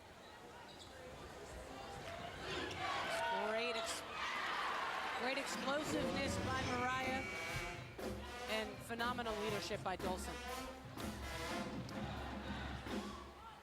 Mariah Jefferson now has 2 points tonight and 1 block. Got that block a moment ago. That's 5 now in the season. We are keeping a Mariah Jefferson block meter, block chart. What are we gonna? We need to come up with a name for it. We do. Gotta think on that one. Here's Brown into the game for Temple to Ship. Ship trying to take it at Mosqueda Lewis. It won't go. Tipped by Dolson. Fight for it. Hartley in there. A tie-up. Possession arrow. UConn. It'll be Huskies basketball when we come back to Philadelphia. They're on top here in the second half.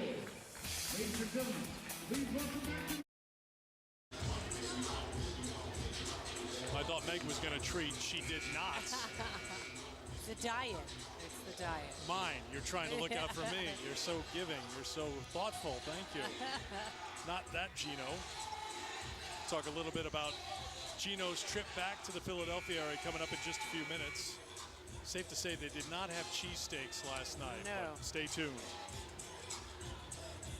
After the tie-up, possession arrow, UConn basketball out of our 16-minute timeout. Original starting five stays out there for the Huskies. Some pressure in the backcourt as Hartley and Jefferson bringing it up for Stewart.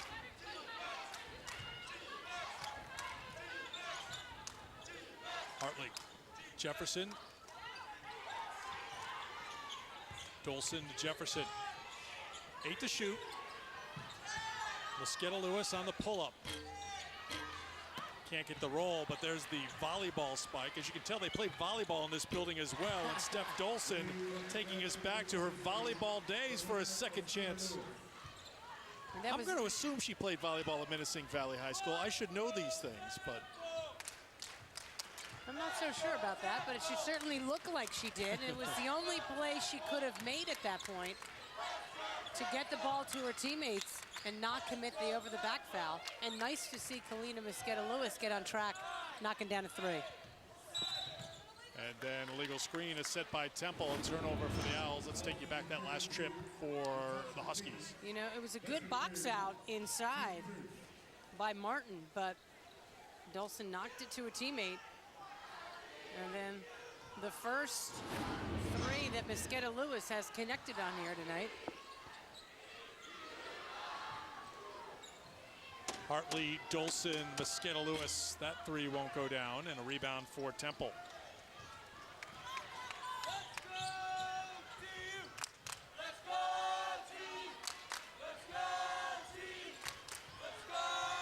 Ship for Williams had 5 first-half points, hasn't scored here in the second half.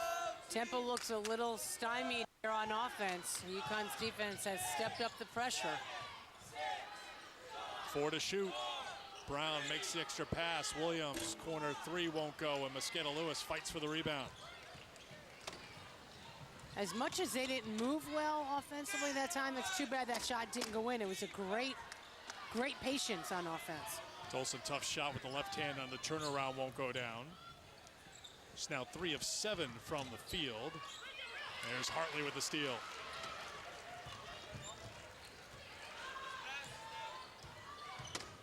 Hartley feeds it to Brianna Stewart. Her jump hook won't go down. Huskies have gone cold here a little bit. They still lead by 25 with 13 and a half to play here in the second half.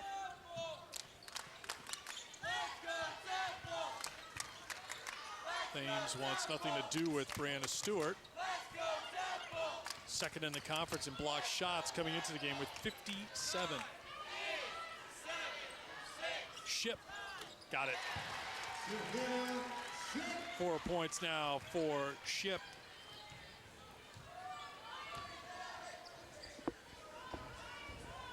Right, so Temple back in his zone, showing a 2-3.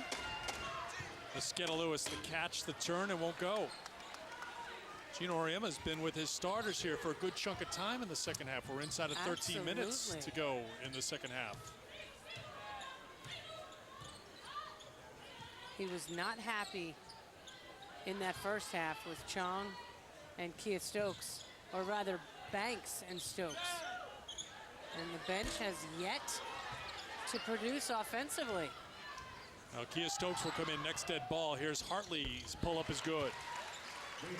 That was a slow start for Bria Hartley, but just to give you kind of an idea of how she's scoring right now, she's got 16 points here on 7 of 14 shooting.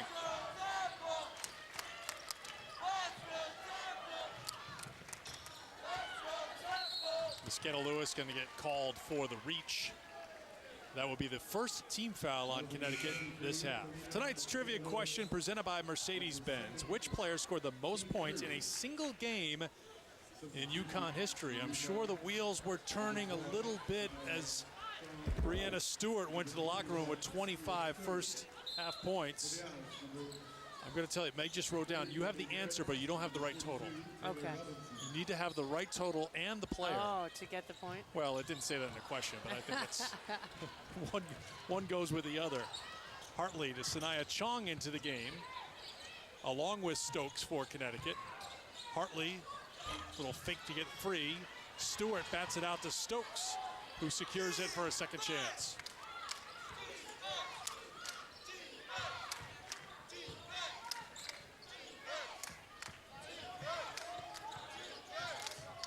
Hartley gets a screen from Stokes. The drop to Mosqueda Lewis off the window won't go. Stokes is going to get called for the foul, going over the top. 11:23 to go here in the second half. The Huskies are on top by 25, looking for their 28th consecutive win. We are back in Philadelphia, North Broad Street here at McGonigal Hall. Let's check in with Kareth Burke, whose report is brought to you by Honda. And Kareth's talking homecoming. Well, Eric, last night Gino Oriana took his team to a place called the Holy Savior Club in Norristown, and Gino was in his element. Norristown is where he grew up. His heritage, of course, Italian, and he said it felt special to share a piece of his past with his players. Dinner was an Italian feast. We're talking about veal, chicken marsala, baked ziti, and more.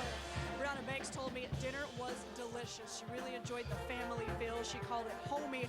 She also got a kick out of hearing Gino speak Italian and meeting his family. Now, Gino's brother was there, some of his cousins, and she said she had no idea that Gino is the shortest one in his family. So short in stature, big in bravado. Wouldn't you say, Meg? Yes. Very good point. But it was a lot of fun. His sister was there. His mom was there. The food was phenomenal. Well, to hear him tell the story today, it sounds like Salazzo and Frank Pantangeline and Barzini. I mean, it was like a page out of Godfather. Brought Joe Pesci's name up. Goodfellas. I mean, he was in his element. It sounded like last night in Norristown. Oh, it was great. I mean, and English was the second language in that room. No question about it. Three-pointer knocked down by Brown.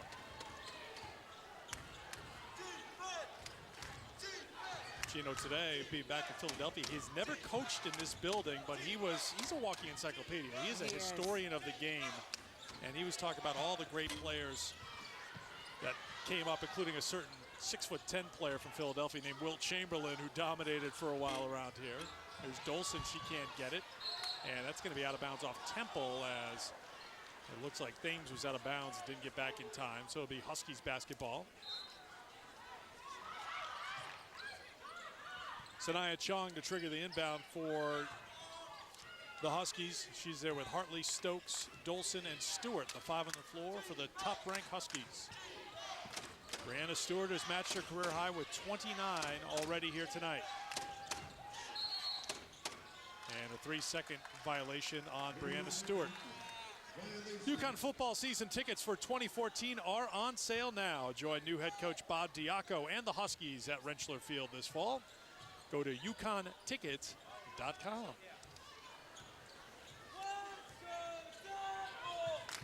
In the first half, Temple used a 19-4 run to take a 1-point lead with just under 8 minutes to play, but the Huskies went on a run to close out the first half, outscoring Temple 22-6 before halftime, including Kalina Mosqueda-Lewis beating the buzzer with a 2. Huskies have not looked back, outscoring Temple 16-11 here in the second half. But I love Temple's fight. I love their grit. Again, well coached. Inside, Dolson for 2. She's in the double figures now with 11. Yeah, they're a breakdown defensively by the Owls for Dolson to be that open. Huskies in the 2-3 zone. Brown once again trying to launch over the top of it, and she scores again. 13 now for Brown. Averaging 7 a game. Quickly back the other way. It's a new career high for Brianna Stewart. A chance to add to it with the foul. 31 points now for Stewart, and a trip to the line coming up.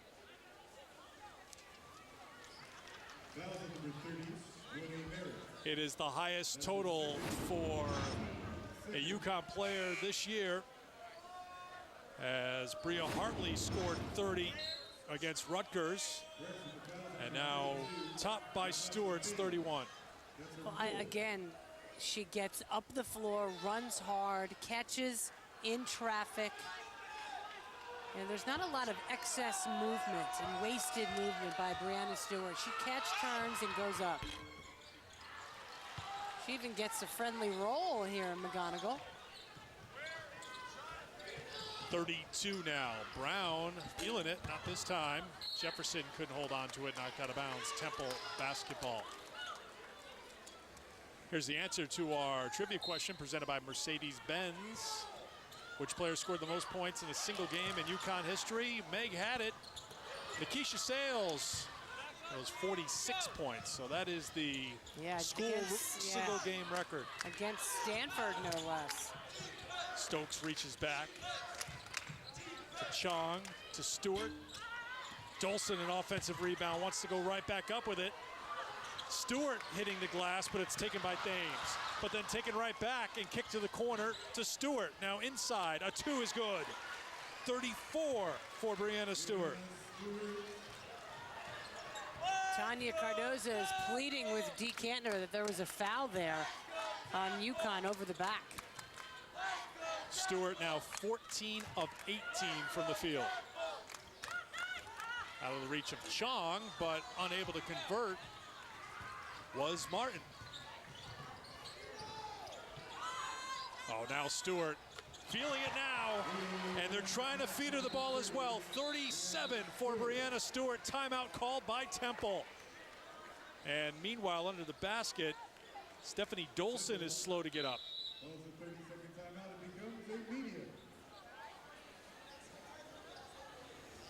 Dolson is up. We will keep an eye on it. Kareth Burke will keep an eye on it as well as she limps towards the end of the bench, although maybe taking a right turn. Temple takes a timeout. We will take the timeout as well with 8 minutes to go in the second half. Keep an eye on Steph during this break.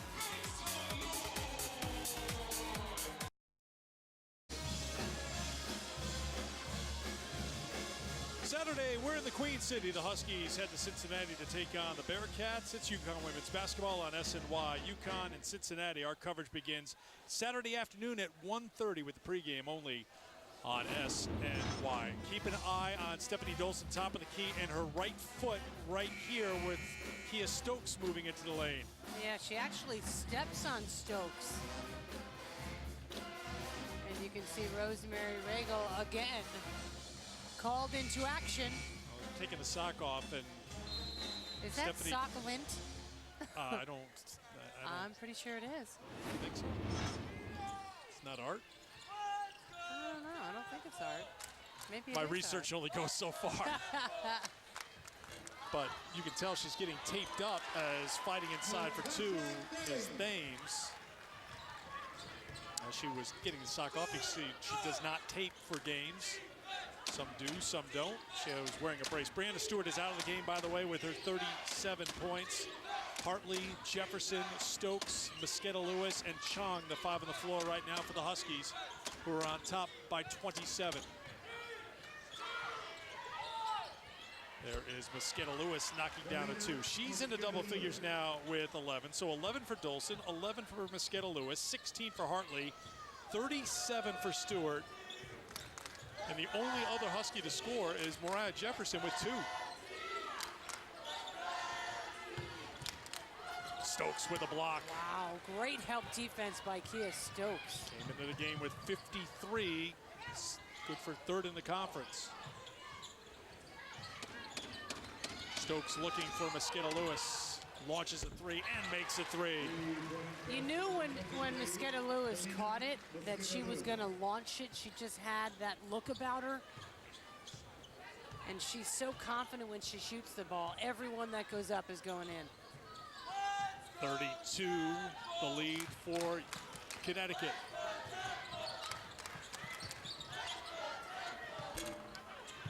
Brown can't score. Thames take it away, and here come the Huskies with Hartley. Jefferson to the middle. Mosqueda Lewis on the run for 2 more. You know, just when you think you've got to take away the interior, Mosqueda Lewis goes off Well, she's got 6 rebounds, 3 assists. Another one of those games where she's been the leading scorer for UConn the last 2 years, but developing that complete game is going to be a big key for her. Yeah, there's so much more to Mosqueda Lewis than shooting, and like you mentioned, the rebounding, but boy, can she pass the ball too. And boy, can Brianna Stewart score. 37 points, a new career high, 15 of 19 from the field. She's made 3 three-pointers. We told you Nikisha Sales had the 46 in 97. There you see pretty impressive top 5 single game scoring. So she's just a couple of points away from getting to that 4 spot. But with 5:40 to go, you wonder if the evening is over for Brianna Stewart. Foul called on Temple. Well, the problem is Dolson not on the bench, so she's not going back in. You know, they're so depleted that, you know, she may have to go back in. With Tuck sitting out now the remainder of the season, you know, that's the problem. Who do you put in as for a post player? Stokes takes it away. Taken away by Ship. Rojas. Now Mosqueda Lewis. And the roll. Stephanie Dolson has been moving back and forth. Kareth, what do you have on Steph? Well, there was a moment where she left the bench. She was doing some exercises here in the hallway. With her were the trainer, Rosemary Regal, and the team doctor. So they had her jog up and down the hallway. Then she did a few cutting drills. Her ankle, right ankle, heavily taped, but that shoe is back on. And she is back out on the bench with the teammates. But just looking at the scoreboard, looks like a doubt that she'll go back into the game, guys. She seems fine. I mean, Rosemary Regal could have said we're going to have to amputate, and she'd still smile, I think. Yeah, exactly. Or Doc Trojan over there. He flew in today. But I'm sure he's glad he did.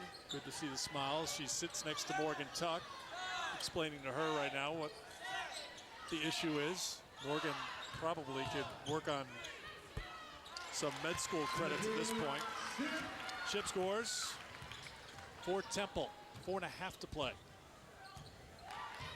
We see Stephanie smiling now. We can be a little light about it, but that is going to be a big concern for the Huskies. Just the depth with Morgan Tuck now out for the season. They just don't have a ton of it. Yeah, you think, okay, they can't get in foul trouble. Well, they can't get injured. Brianna Banks driving, scoop shot for 2. The first points off the bench for the Huskies here tonight. They were outscored 21-0 by the Temple bench, but Banks ends that shutout. Great take by the southpaw Banks. Rojas has it blocked by Banks. Banks really anxious to get out there. She had played 3 minutes against Memphis. Didn't play because of the ankle against USF. Maybe a little too anxious in the first half. Picked up a couple fouls, but playing well here in her limited minutes in the second half. Mosqueda Lewis.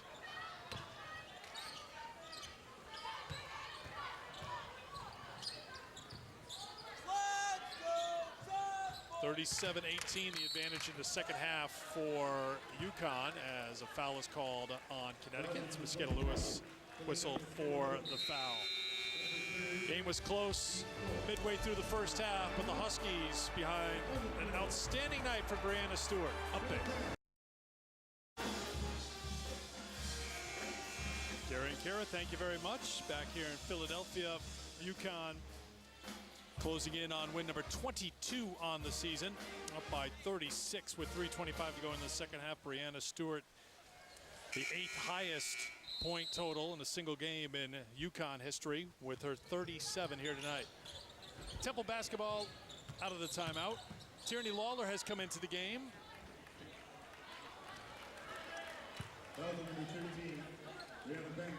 Banks picks up the foul, her 3rd personal.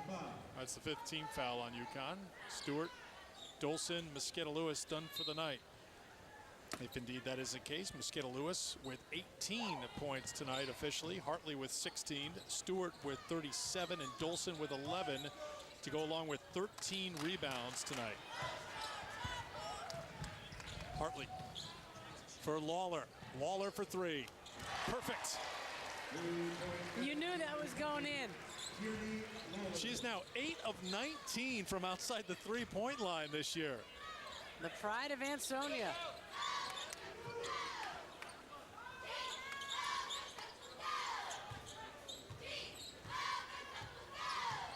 In fact, she's got such a road contingent. I'm surprised there's not a busload of people from the Valley.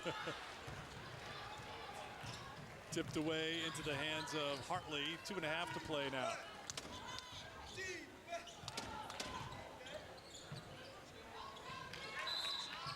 And now UConn is going to take a timeout to get Brianna Polito into the game. I mean, can't fault anything on that. The catch, the form, the finish. Yeah, great stroke. And a great reaction from the bench. You see her numbers this year, shooting almost 46%. So Polito is into the game.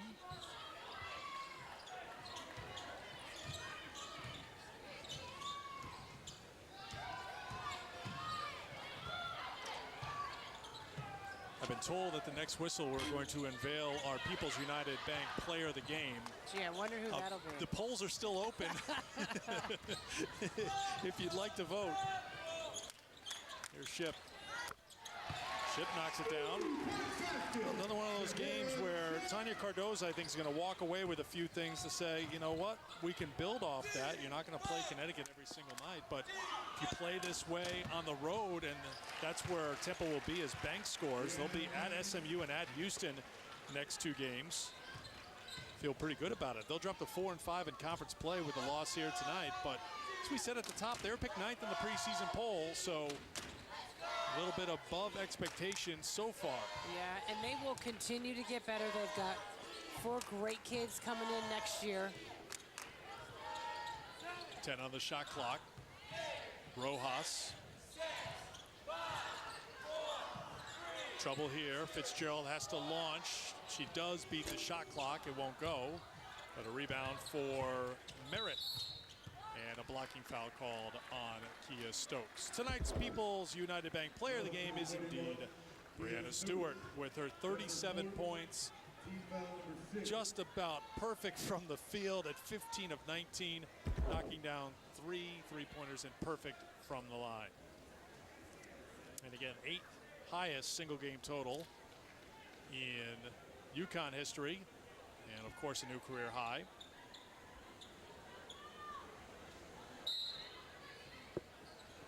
One of those nights where when you hear Gino Auriemma say it, and he said it more than once about Brianna Stewart, she could be the best that UConn's ever had. Oh, yeah. And you see a night like tonight, and Oh, yeah.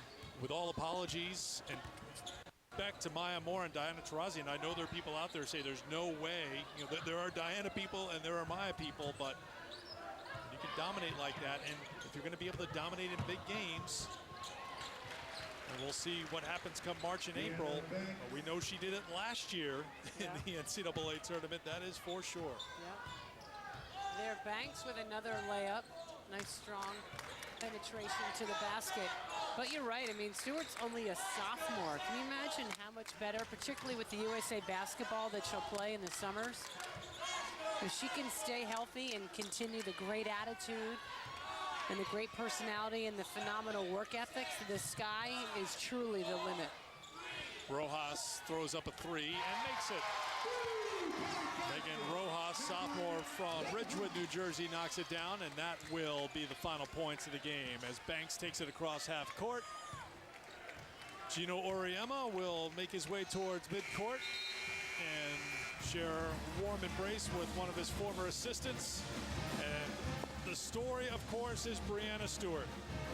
37 points, a career high, as the UConn Huskies win again, 93-56 the final. Connecticut now 22-0, 9-0 in conference play. But what more can you say about the play today of Stewart? 25 first half points. And I really don't think she's anywhere near her best yet. You know, she's still so young. She's just a sophomore. But what I love about the kid is the fire in her belly. She works so hard. She wants to get better. She has a coaching staff that will demand that she continue to improve, because she has said, I want to be an Olympian. I want to be an All-American, and they will help her get there. 93-56 the final. Here is Gino with Kareth. Gino, a new career high in scoring for Breanna Stewart. Last year, we saw her have a dip in production midseason. That has not happened this year. How have you seen her grow mentally tougher to avoid those dips? I just think it's, it goes back to what happened at the end of last season. She got a lot of confidence in herself. She's worked really hard. One of the things that she wanted to do was be able to sustain it throughout the whole season rather than just, have the ups and downs that a lot of freshmen have. And, when you've got that kind of ability and that kind of talent and you apply yourself, that's the kind of stuff that happens. Is she the best player in college basketball right now? Well, I only coach her. I don't coach the rest of them, so I don't know. But we've played a lot of really good teams so far, and I haven't seen anybody better. But every time somebody goes on television and one of their players plays a really good game, they announce them the best player in the country. So I'll let other people decide that. For the second time this season, you guys defeated Temple, but did it feel as though Temple played you differently? And if so, how much credit do you give to your former assistant, Tanya Cardozo? Well, that's what I told Tanya. I told her they've had a lot of close calls. They've had a lot of games go down to the wire. Her kids compete. They play hard. They're big kids, a freshman, and she's only going to get better and better. And we hit them with a pretty good shot at the beginning of the game and got up 18-4, and then never back down. And that's how Tanya was as a player, and that's how she is as a coach. So I know she's not into moral victories, but that's as well as anybody's played us in the first half, pretty much the whole year. Gino, thank you. Temple went on top 23-22 after a 19-4 run in that first half, but the Huskies answered back and added to it, winning big. Back to Philly in a moment. Stay with us. Plenty more to come tonight. One of the very best players, if not the best player in the nation, Breanna Stewart. Find out why her time at UConn hasn't been without its setbacks. She didn't have one here tonight, that's for sure. And Gino will give you a personal tour of the Husky Heritage Museum. It's the Gino Oriema Show presented by AT&T Uverse tonight after postgame only on SNY. UConn wins it 93-56 the final to improve to 22-0 on the season. The next UConn women's game on SNY will be this Saturday afternoon from Cincinnati. The Huskies take on the Bearcats. Our coverage begins with the pregame show at 1:30. Coming up next, People's United Bank postgame with Gary Apple and Kara Walters. For Meg Como, Kareth Burke, and our SNY crew, so long from Philadelphia, I'm Eric Freed, where Breanna Stewart scored a career-high 37 tonight. Gary and Kara, it's all yours. Thank you, Eric. And I do want to pick right up on the conversation, Kara, they were having at the end of the broadcast was the fact, where does Breanna Stewart stack up when it comes not just to the best players in the country right now, but the great players in Connecticut history. And you've been a part of some of those great players' lives, and you've watched this whole transition from Gino taking over the program to where it is today. So is it fair to say she could potentially be the best in the history of the program? She could, but it's too early to say that. It's scary that it's too early to say that because you think of what the potential that she still has. There's yet to come. She's as good as advertised so far. I think that's a fair statement to say. She could be one of the best players. It's phenomenal what she's done, and it's be exciting to see what she does in the next couple of years. We've discussed it before, but I'm going to bring it up again. The variety of ways that she scores the basketball, and I think just in tonight's highlights, it is illustrated. Threes, mid-range jumpers, sealing off defenders, running the floor. It is so impressive. That's her versatility. That's what makes her so difficult to guard. She can go inside, outside. What do you do? Who do you put on her? Do you put a guard? Do you put a post player? Either way, she's going to take advantage of that. And that's what makes it so difficult. Her arsenal, what she has. And she's improved her post game, I think, because I think her outside game and her face-up game she was more comfortable with. And then since she's come to UConn, she's added that dimension with the footwork and the posting up and the positioning that she's done better that she didn't have right away. But now she's got both ends, and she's terrific doing both things. Right on cue. Let's go back down to Philadelphia. Kareth Burke with a very special guest. I'm with Breanna Stewart, who had a new career high in scoring. What have you been working on to have these types of games? I think just really being aggressive, having an aggressive mindset throughout the entire game, whether it's inside in the post or out on the perimeter. Gino often wonders if you can get even better. What do you think? I think I can. I think there was obviously some things that I still needed to do better with on the court, and one of those was rebounding. I could have done a better job of that tonight. But, you know, just keep pushing myself in practice so then this happens in games. You know, he spoke to your mental toughness. Was there someone who gave you a piece of advice this year, or was there something that you learned that enabled you to change as a sophomore?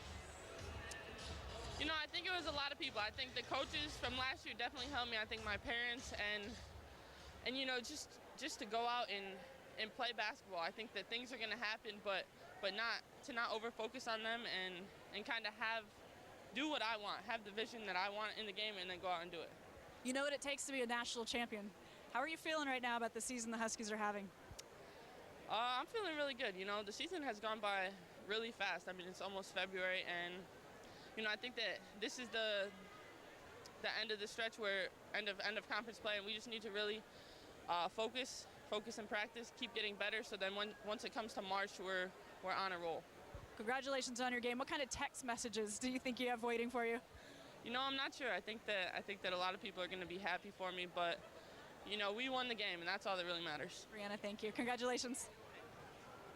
Love her answer there when Kareth asked, can she get better? She said, yes, I can get better. She knows even though she is at the top of her game, there's room for growth. What would you like to see her do a little bit better? Well, I like the maturity just in her answers alone. Like, she has confidence that she knows she can get better, but she's also come such a long way. And like we saw in that clip at the Gino show, she's now bought into the system and listened to what the coaches, she's, you know, you come out of high school, you're one of the greatest players, but then you have to buy into the system of them teaching you how to do it, and you can tell she's matured in that way. Let's go back to McGonigal Hall, bring back in Eric Freed and Meg Como. And guys, you know, we talk about Brianna Stewart, the variety of ways that she scores we were talking about just a moment ago. What impressed you the most about, not her entire season, but by what you saw out of her tonight? It seemed like she was just in rhythm. All the points, you scored 37 points. It just happened in the flow of the offense. And they needed her in the first half. When Temple went on top by 1, we were sitting here wondering, well, you know, who's going to be the go-to person? And she took it. She didn't wait for it to get to her. She took it. And it just seemed like all of a sudden 25 points at halftime. And how far was she going to get? She got to 37. Yeah, and I just love her composure.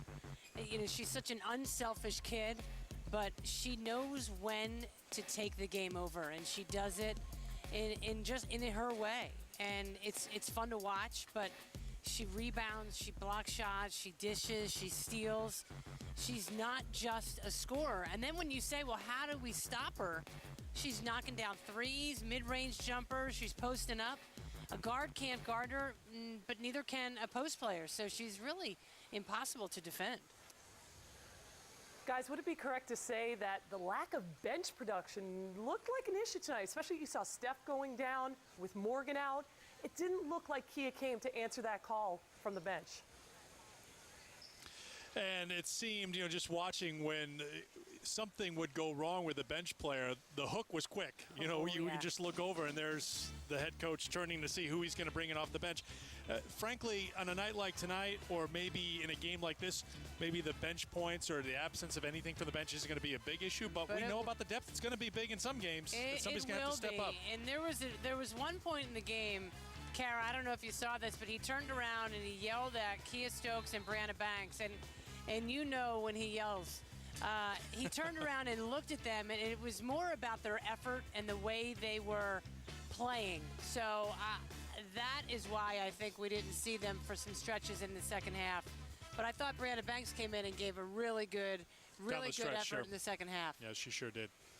Guys, one of the things, if there can be something that was not a positive tonight, aside from the lack of bench productivity, the fact that Steph Dolson did go down late with that ankle injury, but she did have another double-double tonight, 11 and 13 rebounds, certainly bears watching. She is such a huge influence on this team and Connecticut's success. The last thing they can afford is for her to be hobbled as they move forward here. That would be devastating if she gets hurt. I mean, we saw it here in the second half. They don't have a lot coming off the bench, and then he was ticked off at Kia Stokes. Especially in the front court. Yeah, so They're in trouble in the lane if anything happens to Steph Dolson. There's no question about that. She seemed all right, though, Gary. We were watching her even during, she was her usual smiley self, and you can see that she seemed to be okay. But that's, one of the numbers that jumps out in a night like this for Breanna Stewart when she has 37 points. You mentioned a double-double for Dolson. How about a career-high 12 assists for Mariah Jefferson, a career-high 11 assists for Bria Hartley? There's also, when somebody scores 37, she's getting it somehow. Yeah, if I'm a guard, I'm throwing the ball to Breanna Stewart.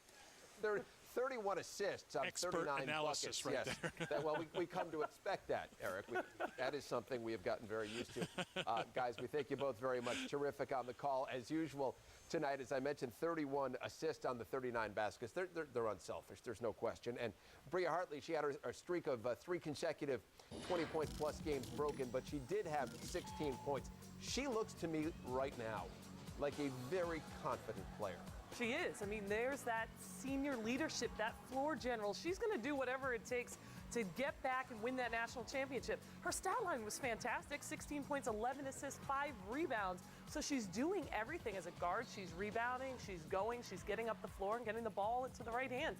Nothing is going to stop Bria at this point. I don't think you're going to see a lot of ups and downs from here on out, though she had a lot last year. Obviously, she's capable of having some, but I think you're going to see pretty consistent Bria from here on in. Mariah Jefferson had scored in double figures in 4 of the last 5 Connecticut games.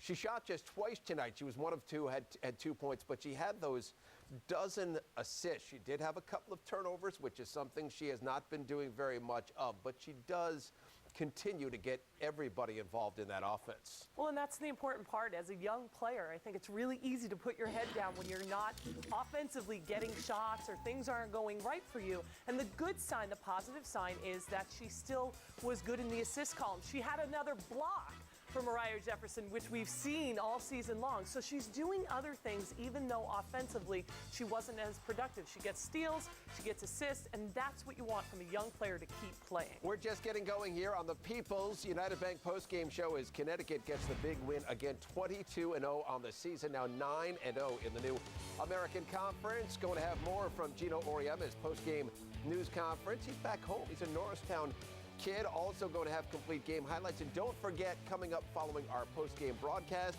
it is the Gino Auriemma Show. Kara and I, we're coming right back. Gary Apple, Kara Walter is back on the People's United Bank post-game show. Breanna Stewart, what a night for Breanna Stewart. Right to work. Nobody puts a body on her. It was all Breanna Stewart in that first half, and then Stewart intercepting the pass, and the Huskies are off and running. I mean, she gets in passing lanes. Great anticipation by her, and then gets the ball up the floor. Hartley finishes off the window, then UConn in transition again. Stewart, the mid-range, the art of the mid-range jump shot. It is. It's a lost art in women's basketball, and she stops on a dime. As a big player, that's tough. Bria Hartley, great pass up ahead to Stewart, the basket, and the foul, and then Mariah Jefferson to Stewie from the right side. Boy, she just, that quick release. And assist to Stephanie Dolson there. She gets a good screen to get Stewie open. So Connecticut had the early lead, and then the wheels began to come off a little bit as Temple goes on a 17-4 run. What did you see at this point in the game? It looked like the Keystone Cops. I mean, people yes. just weren't on the same page all over the floor. You don't see Mariah Jefferson turned over very much. She did have a couple of turnovers, as we mentioned, in that first half as the Owls cut the lead to 7, and then Fitzgerald going to miss right here, but Manaya Merritt, the putback, and Temple was within 4. At this point, were you concerned at all? Not concerned, but I know Gina was really mad at his squad. He does get a little bit fired up, does he not? Yes. Then it's going to be Taylor Robinson down low for the basket. She gets some nice space, goes to the left hand. Connecticut up by just 1 as Stewart would score at the other end right here to give the Huskies the lead for good. And from there, they began to put it to cruise control. Hartley, the basket, as they make the steal and then go back the other way. Good feed from Mariah Jefferson off the window, up and in, and Connecticut began to establish their dominance at this point. They do, and like I said before, it's like a cat toying with a mouse, and all of a sudden, bam, they put the smack down, and that's just what they did. Lead was up to 11, then Stewart again from the right side. Don't adjust your set. She had 25 at the half. UConn up by 17 in the second half. She picks up right where she left off. I mean, she's just, her spacing on the floor, the movement, you can give it to her as a big player on the move. That gave her 29 points on the night. And then in traffic, Stewart between defenders off the window, 31. for Brianna Stewart at that point, and then another one from way downtown. But on the same play, right in the middle of the lane, Stephanie Dolson went down with a turned ankle. Yeah, that's something that really scares this team. They cannot afford to have Stephanie Dolson out of the game. The good thing is she got it taped up and was walking around. She was indeed. Did not come back into the game, but she did appear to be okay. Kalina Mosqueda-Lewis getting the puppies set. Nothing but nylon there. She had 18 in the game with a 4 in double figures for the Huskies as they win by a final of 93 to 56. They end up shooting 58% in the game. They hold Temple to 35% shooting en route to their 28th consecutive victory going back to last season. And certainly the dominance continues for Connecticut as they've now beaten Temple twice in the same season. First time by 43 points and now this time by 37 points. And we always talk about the fact that they need to challenge themselves. When you look at these huge score discrepancies, they've got to find some inner motivation. Is that a fair estimation? It is fair, but I also have to give Temple some credit tonight. Yep. They fought back. They fought back in a couple of categories. They hung with them on the rebounding and also second chance points. Temple wins that one in this game. So those are the small victories that Tanya Cardoza's got to be pleased with their team. But UConn needs to challenge themselves, but they need a little challenge. They need a team that's going to push back, and you like to see that Temple had the confidence to push back. Let's go back to Brianna Stewart for a moment. She has a new career high on Sunday in the win over South Florida. She had 29 points, and now tonight 37. And let's face it could have been more. She sat out the last few minutes of the game. It was the 8th highest scoring night in Connecticut history. So what do you take out of that? The fact that she is now on this scoring role. Do they need her to be in this role as they move forward? Absolutely. And you can tell it's not a pressing thing. It's not like she's forcing shots. All her shots were in the offense. There was movement. The whole team was involved in getting her open. You saw Stephanie Dolson setting screens for her. So it was a group effort. Even though she had a lot of points, people were helping get her open. So nothing is typically forced in UConn's offense, but they have so many scorers that they can go to the hot hand on any night. I like the way you put that because she didn't force shots. I mean, she scored, as we've shown in those highlights, from just about everywhere on the floor, and it was within the rhythm of the offense. It wasn't, as you're saying, isolations and things like that. It's just the way the offense sets up, and she has become such an integral part of it as Connecticut gets the win tonight, 93 to 56 to remain unbeaten on the season. Not done yet here on the People's United Bank postgame show. When we come back, going to hear from Gino Auriemma, his postgame news conference. And earlier tonight, Kara told us the one team that may be lurking out there that can challenge Connecticut for a national championship. Let you know again who that team is when we come back.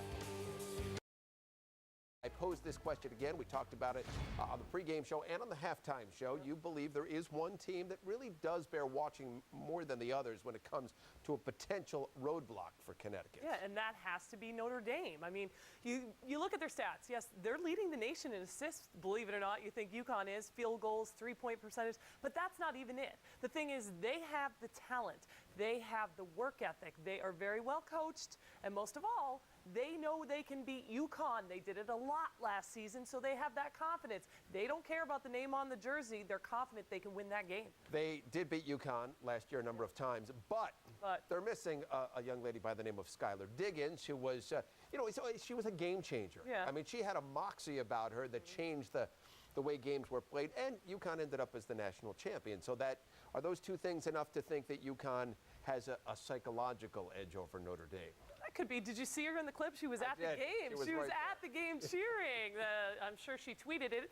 I mean, definitely it's a different feel without Skylar Diggins there, and I'm sure the team thinks that, mentally it helps, thinking, well, this isn't the same Notre Dame team. But I have to tell you, UConn has a great deal of respect for Notre Dame, even without Skylar Diggins. They're very talented. They have Achunwa, McBride, who I think are two fantastic players. So although they miss Skylar, they're really not skipping a beat. What was the deal last year? Skylar Diggins was the most tweeted, followed on Twitter a female athlete. Yeah, something like that. Social media conscious. And I don't know anything about social. Not done yet here on our postgame broadcast. People's United Bank postgame show coming back. Going to hear from the head coach of the Connecticut Huskies, Gino Auriemma, the Hall of Famer, as UConn now 22-0 on the season. They win by 37.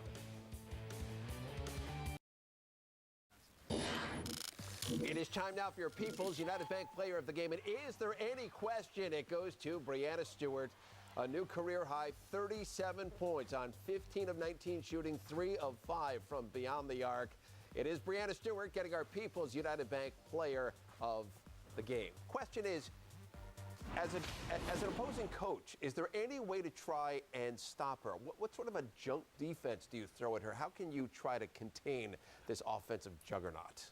I think you can throw everything and the kitchen sink at her, and you're still not going to stop her. But the thing that's so great is that even if they do, they're opening other people up. So the game plan is either for her to score if that's what's open, or if they're double teaming, kick it out. You have another weapon on the outside, so it's a win-win. Certainly was a win tonight for Connecticut as they easily handled Temple. Let's go back down to Philadelphia right now, hear from Gino Auriemma, his post-game news conference. Just going to hear a snippet of this. We had some audio troubles from down at McGonigal Hall, but let's listen in to Gino. Yeah, I watch them play a lot, obviously, and they've had a lot of heartbreakers this year, you know, where they've had a chance to win a couple games at the end, and they may just not be ready to do that right now with this group, but I love what they do. I love the way they play and how hard they compete. You know, her kids just never back down, you know. We hit them a pretty good shot right at the beginning of the game and got up 18-4, and they regrouped and came right back at us, you know, as well as anybody that we've played this year. So I'm happy for her. I mean, there's no moral victories, I know that, and she's not really into moral victories, but I think she's done a tremendous job down here. You know, how impressive was it? And again, we apologize for the audio difficulties, but Gino giving props to Temple and his former assistant coach, Tanya Cardoza. And listen, she's done a very good job down there. Gino has never lost, am I right, to one of his former players or assistants. I mean, I think that speaks volumes about the program and the dominance of the program that he runs. Well, and he can get the talent. I mean, basically the fish are jumping in the boat at this point because he's earned that because he's built that program. So now if you get his former players to get fish to jump in their boats, you might have a little more even basketball on that level. So they're fantastic coaches. They learned, you know, young grasshopper, they learned from Gino. But then, you know, you have to have the talent to go along with it, and they just don't have that. I like that thought of the fish jumping in the you throw the hook in. You don't even need to throw the hook in. By the way, we're down into the home stretch now of the regular season. Yeah. It's amazing, just about the month of February. What are you trying to accomplish now? What is Gino trying to accomplish from here on out before the conference tournament and the NCAA tournaments? Well, it's all about focusing. Now he had such a strong non-conference schedule early on. Now here are those games that, you know, might be a little slow as far as, you know, the talent-wise, and we've seen it. So it's all about keeping your focus and trying to make every game a really good game, because then at the end here, then you have Louisville. Then you have the tournament coming up on you quick. So you can't kind of get complacent and lulled into this kind of false sense of security. You have to challenge yourself every night to get ready, do things crisp, and learn how to play without a bench. A couple of games coming up with Louisville. The first on the 9th of February. That game is on Connecticut's home floor, so we look forward to that one. The Gino Auriemma Show, just minutes away here on SNY. Here now a short clip from the show we think speaks really perfectly and directly to tonight's game. You can't go into any game thinking this is going to be easy, because you can win the game, but take a step backward. And I think what we've done is go out and play the game as if, well, we're going to win anyway, so what's the point of killing ourselves? What's the point of going really hard? And you might not know it, but that's exactly what it looks like. How many of those speeches were you a part of that locker room discussion for? I mean, you've heard that before. Does it get through to the players? It does. It does. I mean, he's your captain. He's been there.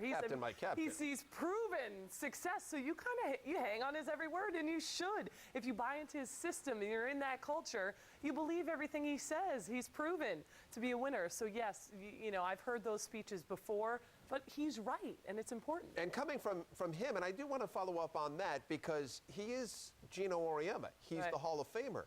He is the coach of the Olympic team. This is a man who's accomplished a heck of a lot, and you know, arguably the greatest women's coach in history, one of the greatest basketball coaches in history. As young players, do you understand the magnitude of Gino's standing in the game?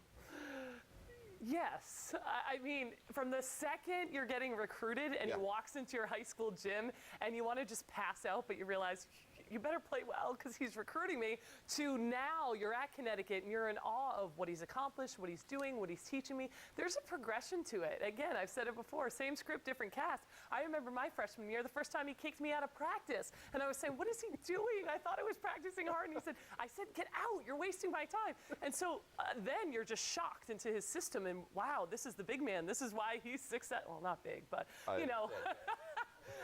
That's why he's successful, and you really, it goes with you. You know, if you believe in him and you trust his system and buy into his culture, you're going to be successful, and that's why Breanna Stewart's getting it now.